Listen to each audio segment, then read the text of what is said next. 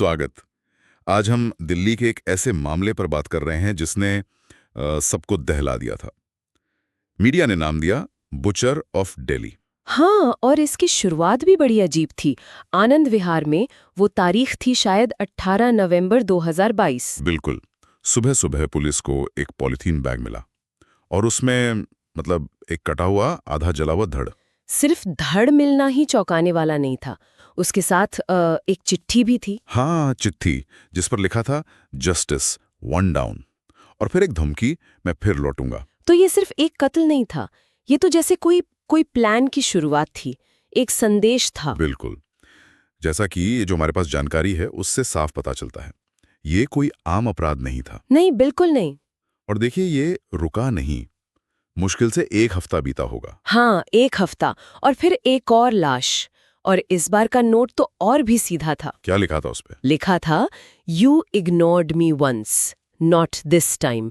यानी तुमने मुझे पहले नजरअंदाज किया, अब नहीं। बाप रे, ऐसा लग रहा था जैसे वो कातिल सीधा पुलिस से बात कर रहा हो, या शायद मीडिया से या हम सब से। हाँ, अपनी पहचान बनाना चाह रहा हो, जैसे ध्यान खींचना चाह रहा हो। हम्म और जो प्रोफाइलर्स हैं, मतलब जो अपराधियों के दिमाग को पढ़ते हैं, उनका मानना था, जैसा सूत्रों में है, कि ये किसी संगठित मनोरोगी का काम है।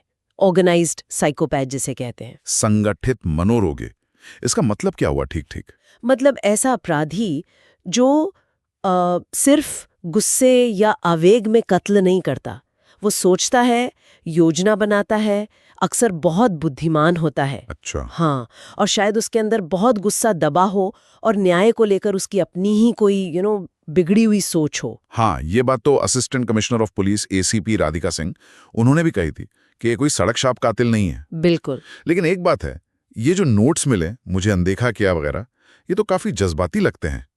तो क्या ये उस ठंडे योजना बनाने वाले प्रोफाइल से मेल खाता है? ये थोड़ा अजीब नहीं? ये है, ये एक विरोधाभास जरूर है, पर हो सकता है कि ये भी उसकी योजना का ही हिस्सा हो। अच्छा, कैसे? जैसे जानबूझकर ऐसे जज्बाती नोट छोड़ना ताकि पुलिस कंफ्यूज हो जाए, जांच भटक जाए। या फिर ये भी हो सकता है कि ये उसके अंदर का असली गुस्सा हो जो बाहर आ रहा था, वो पहचान चाहता था शायद। हो सकता है। हर बार पैटर्न बदलना, लाश के साथ संदेश छोड़ना, ये सब बहुत सोचा समझा लगता है, बहुत कैलकुलेटेड। और फिर जांच में एक वो बड़ा मोड़ आया, सीसीटीवी फुटेज। हाँ, सीसीटीवी।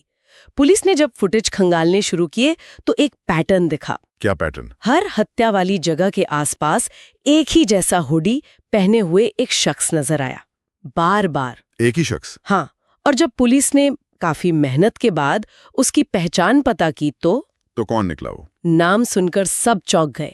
डॉक्टर अरविंद मेहरा, शहर के एक जाने माने मनोवैज्ञानिक। एक मिनट, क्या एक मनोवैज्ञानिक? हाँ, यही तो सबसे बड़ा शौक था। अब सवाल ये खड़ा हो गया कि क्या मनोविज्ञान का इतना बड़ा जानकार ये सब कर रहा था? ये तो यकीन करना मुश्किल है। मतलब एक हीलर, वो। बिल्कुल। और शक तब और गहरा हो गया जब, जैसा कि रिपोर्ट्स में है, उनके क्लिनिक से एक डायरी मिली। डायरी? और उसमें कहा जा रहा है कि उसमें शायद इन हत्याओं की प्लानिंग का कुछ जिक्र हो सकता है। अभी जांच चल रही है, जाहिर है। ओ, ये तो पूरी कहानी ही पलट गई। हाँ, और ये कई गंभीर सवाल खड़े करता है। सिर्फ ये नहीं कि कातिल कौन हो सकता है, बल्कि ये भी कि कैसे कोई अपनी विशेषज्ञता का, अपने ज्ञान का इस्तेमाल इतने भयानक काम के लिए कर सकता है। सही बात है। कैसे एक सम्मानित प्रोफेशनल का चेहरा, एक मुखौटा, इतनी स्याह हकीकत को छुपा सकता है? बिल्कुल। हम सोचते हैं कि हम लोगों को जानते हैं, उनके पेशे से, उनके व्यवहार से। हाँ। पर ये मामला दिखाता है कि बाहरी छवि के पीछे क्या चल रहा हो, ये जानना कितना मुश्किल है। सच में ये सोचने पर मजबूर करता है कि हम अपने आसपास के लोगों को असल में कितना जानते हैं। क्या ये पेशे, ये रुतबे सिर्फ पर्दे हैं? यही सवाल है, और शायद इसका जवाब उतना आसान नहीं है। शुक्रिया दोस्तों, आज के एपिसोड में मेरे साथ होने के लिए। अगर आपका दिल तेज धड़का या आपके जहन में एक सवाल छूट गया हो, तो समझ लीजिए कहानी सिर्फ शुरू हुई है। पार्ट 2 में मिलेंगे, जहां डायरी के पन्ने खुलेंगे और हकीकत का चेहरा सामने आएगा। तब तक के लिए सेफ रहिए, अलर्ट रहिए और सुनते रहिए खून की लकीर।